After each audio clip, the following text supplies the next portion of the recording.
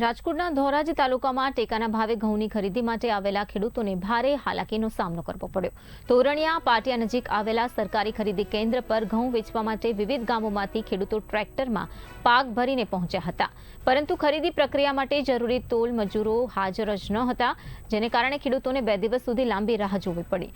તાપમાન વચ્ચે ટ્રેક્ટરોની લાંબી કતારો લાગી હતી અને ખેડૂતોને પોતાના વાહનો સાથે કલાકો સુધી ઊભા રહેવાની ફરજ પડી।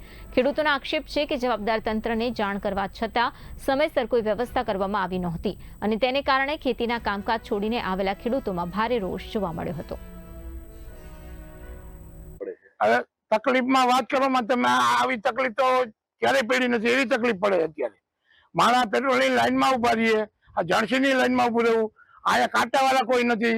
કાલના 3:30 વાગ્યાના અમે અહીંયા છીએ, નથી ચા પાણીની વ્યવસ્થા, કાંઈ અહીંયા છે જ નહીં, કાંઈ નંબર નહીં, નાસ્તો પાણી કાંઈ નહીં, ભૂખા પેટે બધા છીએ। 20 થી 25 ટ્રેક્ટર છે, કાલે 4-5 વાગ્યાના આવ્યા છે, તોલિયાની કોઈ વ્યવસ્થા નથી। અને આ ટ્રેક્ટર વાળાને શું આમ બધું બધા ખેડૂત ભાડે લઈને આવ્યા હોય, બરાબર 3-4 હજાર રૂપિયા ભાડું હોય, તો અત્યારે ટ્રેક્ટર વાળાને શું કરવું, આ ખાલી કરવા કે શું કરવું? આ ગોડાઉનની કોઈ વ્યવસ્થા આપે તો ઠલવી નાખીએ, ભલે તોલ ગમે તે થાય, તો આ ટ્રેક્ટર વાળાથી છૂટા થાય। તમારું નામ? મારું નામ મોહનભાઈ ભીમજીભાઈ ભૂત, ધોરાજી તાલુકાના ઉદકિયા ગામનો ખેડૂત છું અને હું મારી ખેત ઉપજના ઘઉં મેં ટેકાના ભાવે વેચેલા હતા।